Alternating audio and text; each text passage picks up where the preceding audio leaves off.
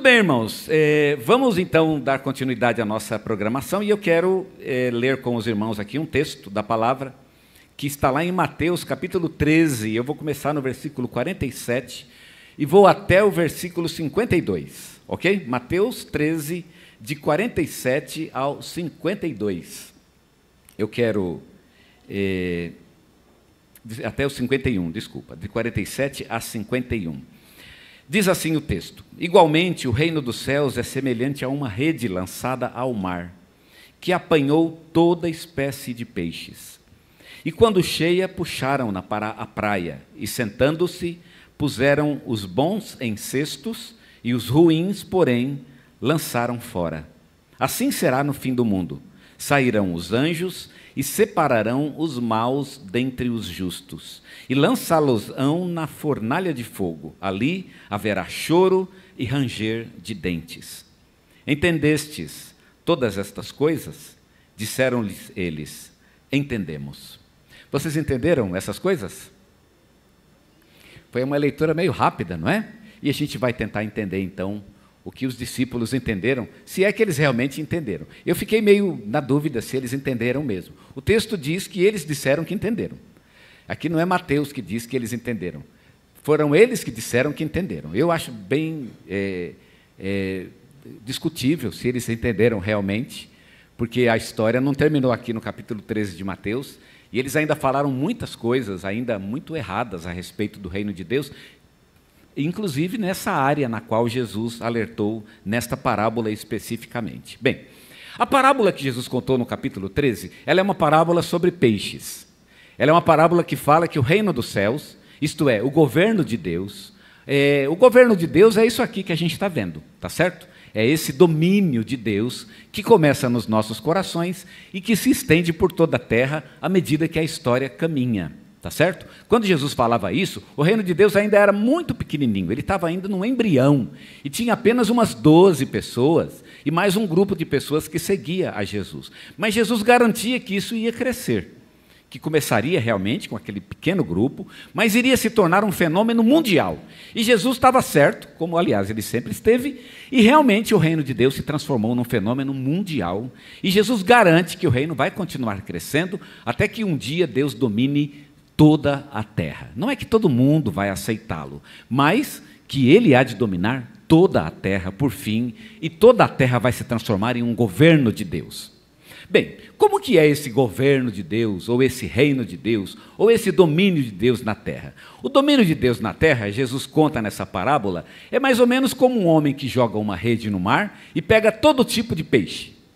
E o que acontece? Quando o pescador puxa a rede, e ele olha para a rede, e ele vê um monte de peixes, e são muitos tipos diferentes, tem peixe que é bom para comer, e ele separa, e tem peixe que não tem valor nenhum, não tem valor de venda, ninguém vai querer, é um peixe que vai estragar, né? Não tem o que fazer com ele, então o que ele faz? Ele joga esse peixe fora. O que significa isso? Qual é a ideia? A ideia, e a gente está agora no mês de missões, e no mês de missões a gente precisa lembrar que a palavra de Deus é pregada em todo o mundo, e à medida que ela é pregada no mundo inteiro, muita gente gosta do Evangelho. Então eu estou aqui falando, e talvez vocês estão gostando do que eu estou falando, né? Pelo menos eu espero que estejam, não é? Vocês estão gostando do que eu estou falando, estão apreciando essa palavra, estão achando que é uma palavra muito boa, e isso acontece em todo lugar. Aonde o Evangelho é pregado, muita gente gosta. É bem verdade que muita gente não gosta. De fato, alguns rejeitam, e não importa o que você fale. Você pode falar uma coisa muito boa, muito linda, muito apropriada sobre o Evangelho, mas a pessoa simplesmente não gosta. Não sei o que acontece, que as pessoas não gostam do Evangelho, mas tem um grupo que gosta do Evangelho. Mas tem um grupo que gosta do Evangelho, mas não se compromete com o Evangelho. É um grupo que está, mas não está. Ele aceita, mas não aceita. Ele simplesmente gosta. É aquele que vai naquele lugar, gosta daquilo, mas aquilo é apenas gosta. É como você vai numa apresentação de uma arte que você simplesmente não aprecia muito, né? Sei lá, vai na Pinacoteca do Estado. E você não é muito fã de arte, ou de arte moderna, por exemplo, e é bonito, é um prédio muito bonito, que é mesmo, de fato, né? Uma bela arquitetura, uma ótima cafeteria, mas para falar da arte mesmo, eu fui lá, vi, a companhia foi muito boa, mas arte por arte, eu não tenho nenhum interesse por isso, foi apenas uma tarde agradável, e pode ser o que esteja acontecendo nesse momento. Você está aqui e não foi mais do que uma manhã agradável. Né? Você estava lá em casa, aqui você ouviu uma boa música, uma boa palavra, viu gente bonita, e por fim, não foi mais do que uma manhã agradável. Isso é um fenômeno que acontece mesmo no reino de Deus. E aí vem uma pergunta, e Jesus quer levantar exatamente essa questão, que é a seguinte: essa pessoa que gosta, mas que não assume um compromisso, ele rejeita? Ele está rejeitando? Eu poderia dizer que sim, e poderia dizer que não. Ele não está rejeitando porque ele está gostando. Né? Ele até aventuraria uma hipótese de voltar aqui, como talvez você pense, eu poderia voltar aqui num outro domingo, quem sabe, o mês que vem, o ano que vem. Né? Não está descartada a hipótese de eu voltar aqui um dia, porque foi uma experiência agradável. Eu estou rejeitando o Evangelho? Ou eu estou aceitando o Evangelho? E essa é a questão que Mateus coloca. Aquele que está junto com Jesus, que gosta de Jesus, mas que não assume compromisso com ele está aceitando ou ele está rejeitando? E Mateus coloca essa questão porque haviam muitos que estavam perto de Jesus e que não o aceitavam mesmo. Os fariseus, por exemplo. Eles seguiam Jesus, acompanhavam Jesus, mas apenas para criticá-lo, apenas para falar mal. Eles realmente rejeitavam e rejeitavam abertamente Jesus. Mas e esse grupo intermediário que está lá porque gosta, mas que não assume compromisso? O que dizer deles? E é interessante que na parábola da rede, e a parábola da rede tem exatamente essa ideia, o evangelho ele é jogado, como se fosse uma rede, não é? Nesse mesmo capítulo vai ter a parábola do semeador, e na parábola do semeador o evangelho também é jogado, aqui é a ideia de que o evangelho é lançado, né? Meio que lançado ao vento, e cai aonde cair. Vai cair num lugar bom, e a parábola da semente tem muito a ver com isso. Né? A parábola dos solos, na verdade, seria um título melhor. Na parábola dos solos, a semente cai em todo lugar. Ela não escolhe campo. Ela cai em todo lugar, em alguns lugares vai produzir um bom fruto, em outros lugares não vai produzir absolutamente nada, em outros lugares simplesmente ela nem vai germinar. Todo tipo de solo. Aqui é todo tipo de peixe nesta parábola. Muito bem, o que dizer dessa pessoa então que gosta, mas não assume compromisso? Curiosamente na parábola, e é bem preocupante, né, se me permitem aqui, e até desafiador, e até me perdoem por falar assim, mas foi a parábola, não sou eu que estou falando, é a parábola que faz essa comparação. Se eu levar a sério essa parábola, o que Jesus está dizendo aqui é que no caso daquele que está vindo, que gosta, acha bonito, mas que não assume o compromisso, né? A parábola lançou todo tipo trouxe todo tipo de peixe, ou seja, ele trouxe todo tipo de gente para o reino. Só que quando chega no reino, acontece um fenômeno interessante. Como na parábola da rede. A rede é jogada e traz todo tipo de peixe para a praia, e aí diz lá o texto que o homem, o pescador, ele se assenta, e é curioso que a parábola diz que ele se assenta. Vejam que Jesus fez questão, ele poderia não ter mencionado, mas ele diz, o pescador se assenta, por quê? Agora ele vai fazer um trabalho de paciência, ele vai começar então a fazer uma escolha entre peixe e peixe, porque nem todo peixe ali é bom. Então agora me parece que já não é mais uma questão de que o peixe não quer entrar na rede, agora é uma questão de que o pescador não quer aquele peixe. Esse é o peixe que eu quero e esse é o peixe que não quero. Aqui a rejeição já não está mais no nível do assistente, mas no nível daquele que recebe o próprio Deus. Então, Deus ele faz uma espécie de uma seleção. E ele começa então a escolher entre aquele que vai ficar e aquele que não vai ficar. Agora, muitos rejeitam. Os fariseus, por exemplo, não querem nada com o reino de Deus. Mas agora o negócio é com Deus. É Deus que vai dizer quem ele quer e quem ele não quer. E agora Deus faz uma seleção e o texto diz, ele pega alguns peixes, ele recolhe, não é isso que o pescador faz isso, aqueles peixes que são bons, né, que para ele são interessantes, ele vai recolhendo no cesto. E alguns peixes ele simplesmente lança fora. Interessante, não lança nem no mar aqui, a ideia de que ele lança fora, não é? Ele lança fora. Na parábola da semente é a mesma coisa. Aquela semente que não produz fruto, ela é cortada e é lançada fora. E ali no caso da parábola da semente, ela é lançada no fogo. E quando o Evangelho fala de fogo, a gente já sabe do que ele está falando, não é? O fato aqui é que é lançado fora. O peixe é lançado fora. Ou seja, é Deus agora quem vai fazer a escolha. É Deus quem vai dizer o que ele aceita e o que ele rejeita. Aquele que não quer compromisso com Deus, ele está em vias de ser rejeitado. E eu quero pensar um pouquinho com vocês sobre essa parábola. Ela me chama a atenção e ela merece que eu a estude com um pouco mais de cuidado e que eu aprenda algumas lições importantes sobre ela. E que lições eu quero compartilhar com vocês aqui nesta manhã? Primeira lição que essa parábola nos ensina é que o dever da igreja é pregar. O dever da igreja é pregar. A igreja não tem que se preocupar com a resposta ao Evangelho, porque a resposta ao Evangelho não está na mão dela. A parábola da rede, ela fala o seguinte: o semeador, o pescador, ele joga a rede no mar e ele não está preocupado com o que vem. Joga.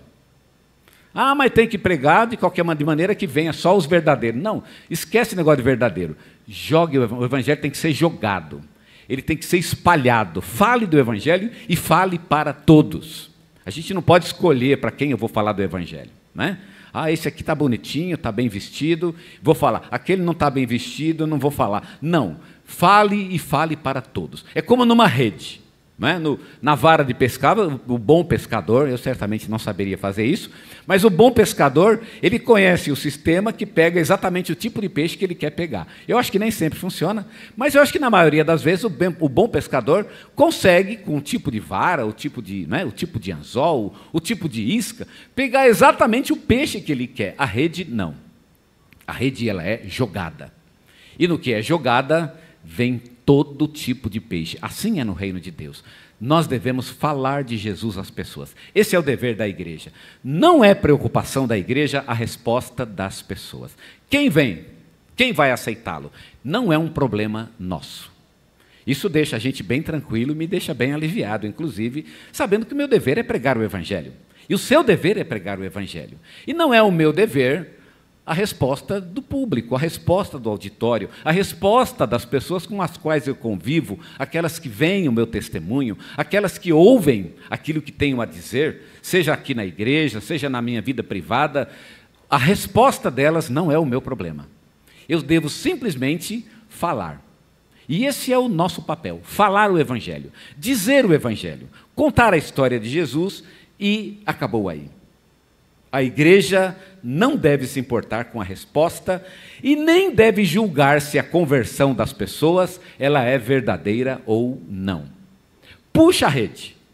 Ah, mas isso aí, será que... Não se preocupe. O pescador que fica com muito critério, ele vai acabar não pegando coisa nenhuma, né? Joga a rede e puxa. O que vem, depois a gente vê. Mas traz tudo que você puder. Pode ser que nem tudo seja bom, mas traga tudo o que você puder. Essa é a recomendação de Deus e da palavra para a nossa igreja. Tragam tudo o que vocês puderem para cá. Traz tudo. Ah, mas aquilo lá é bicheira, aquilo é não sei o quê, não é? É tranqueira, é alguma coisa que termina com eira, né? Não, nada que termina com eira pode ser uma coisa muito boa, não é? Mas traz. Jesus traga tudo. Depois a gente vê. Traga, porque essas pessoas são pessoas que precisam de Jesus. Elas têm um coração sedento, elas têm uma abertura na vida delas e Jesus pode preencher. Elas têm um problema cujo remédio é Jesus, uma doença cujo remédio é Jesus, então vocês precisam trazê-las. Traga o máximo de pessoas que vocês puderem, pregando a palavra de Deus, e essa é a primeira lição desse texto. Segunda lição que esse texto me ensina, que nem todos os que vêm para a igreja realmente se convertem. E é uma coisa que a gente precisa entender e precisa aceitar, e é um fato. Muitos virão, nós cantamos um hino que diz, né? Muitos virão te louvar. De fato, muitos virão para a igreja, mas nem todos os que vêm para a igreja são realmente convertidos a Deus. Muitos, na verdade, não são. Eles vêm porque gostam. tem uma simpatia por aquela palavra, por aquela mensagem, por aquele tipo de ideologia da igreja. Então aquilo gera uma simpatia nas pessoas. Mas isso não significa que elas realmente tenham um coração convencido pela palavra de Deus. Elas não querem. Quando falar de um compromisso real, e quando o evangelho começar a exigir alguma coisa delas, algo mais do que simplesmente uma mera assistência, quando Deus quiser transformar essas pessoas de seguidores, porque seguidores tinham milhares, mas discípulos eram só 12, e quando Deus quer transformar pessoas de seguidores em discípulos, então aí espana, aí realmente a pessoa vai pensar 2 vezes, e talvez ela não queira. Nem todos os que vêm para a igreja realmente vão se converter de fato. E a igreja precisa pensar que isso é um fato que acontece simplesmente. Alguns virão, vão gostar, é bonito e tchau. Né? É bonito e tchau. O evangelho, infelizmente, vai enfrentar esse tipo de público. E essas pessoas estarão no reino de Deus por algum tempo, mas logo elas vão se desencantar com qualquer coisa. A parábola dos solos, como Jesus vai contar daqui a pouco, ela vai mostrar vários motivos pelos quais as pessoas se desencantam, e não falta motivo para se desencantar do evangelho, não é? E às vezes nem é porque o evangelho ficou feio, nada disso. Às vezes é por coisas da própria vida da pessoa. Ou o mundo em algum momento pareceu mais brilhante, mais bonito, mais interessante, mas por qualquer motivo a pessoa simplesmente vai encontrar uma razão para não seguir mais aquela verdade e vai abandoná-la. Portanto, nem todos ficarão. Muitos irão embora. Terceira lição que esse texto nos ensina é que o papel de discernir uma conversão verdadeira ou não pertence à igreja. Se a gente fizesse uma enquete, olha que ideia boa, não é? Vamos fazer uma enquete aqui, a gente faz um formulário. O que é um cristão de verdade? Um servo de Deus. A gente faz aquele formulário bonito, e aí entrega para os irmãos, olha, vamos preencher, preenche aí. E aí aquele que não chegar numa nota X, a gente manda embora, não é? Esse não é convertido. Jesus diz, terminantemente, jamais façam isso. Jesus chegou até a contar uma parábola, né, para ensinar essa verdade, a parábola do joio e do trigo. Ele diz que o joio e o trigo, eles vão convivendo juntos, e eles precisam viver juntos. E o fazendeiro, né, no caso aqui os trabalhadores lá da fazenda, eles estavam terminantemente proibidos de tentar descobrir quem é joio. Vamos tentar descobrir quem é, vamos tirar. Quem sabe ali, tirando um por um, né, devagarinho. Não, isso não. Deixa, eles vão crescer juntos, porque se vocês tentar tirar o joio, vocês vão acabar tirando o trigo junto. Então não é papel da igreja fazer distinção entre um e outro. Quem é o verdadeiro e quem não é? Não é o meu papel. Eu não estou aqui para julgar você, não estou aqui para ficar olhando, e agora, quem aqui é? Não é? Essa parte é, aqui não é? Não, nada disso. Aqui, do nosso ponto de vista, todos são verdadeiros. Não é? Todo mundo é inocente até prova em contrário, pelo menos aqui do ponto de vista dos seres humanos, né? Do ponto de vista das pessoas da igreja, porque todos aqui são alvos do reino de Deus e do amor de Deus que está em nossos corações, e todos serão amados pela igreja. Então o papel da igreja não é distinguir quem não é e quem não é. Isso não é papel da igreja. A conversão, se é verdadeira ou não pertence à igreja. Pertence a quem? Uma resposta rápida, e não estaria errado, é de que pertence a Deus. Não está errado dizer pertence a Deus. Mas nesse texto aparece uma novidade que eu achei muito interessante, e que foi para mim até uma grande surpresa. Não é? Eu olhei para aquilo e, nossa, isso foi para mim foi realmente quase chocante. Esse papel de saber quem é verdadeiro e quem não é, pertence aos anjos. Não é engraçado? Está na parábola isso, né? Por incrível que pareça. Né? Pertence aos anjos. E quando é que os anjos vão fazer isso? Diz o texto que eles farão isso quando Jesus voltar. Um dia ele há de voltar, e aí ele vai separar quem não é e quem não é. Esse é o papel dos anjos. Então, em outras palavras, não está no nível humano distinguir quem é verdadeiro e quem não é. Vamos receber todos, vamos tratar todos muito bem, com carinho, educação, respeito, vamos orar por todos, aqueles que ficarem, ficarão. E aqueles que não ficarem, infelizmente, nós vamos ter que aceitar que esse é um fenômeno do reino de Deus, mas não é o nosso papel julgar. Aliás, se tem uma coisa que nós jamais podemos fazer é julgar. Uma coisa que a Bíblia ela proíbe terminantemente que a gente faça é julgar se uma pessoa é salva ou não é. Isso me deixa tão tranquilo. Às vezes eu vou eu sou muito chamado para funeral, não é? E às vezes eu vou no funeral de uma pessoa que a vida inteira só fez coisa errada. A pessoa morreu e morreu, inclusive, fazendo coisa errada, inclusive. E aí alguém pergunta, pastor, ele é salvo? E, irmãos, essa é a melhor hora para mim, exatamente porque eu não preciso julgar. Minha irmã, olha, pelo amor de Deus, isso não é meu papel, isso é uma coisa que pertence exclusivamente a Deus. Se ele é salvo ou não, é Deus que sabe, não pertence, nós nunca podemos dizer isso. Deixa na mão de Deus, Deus sabe.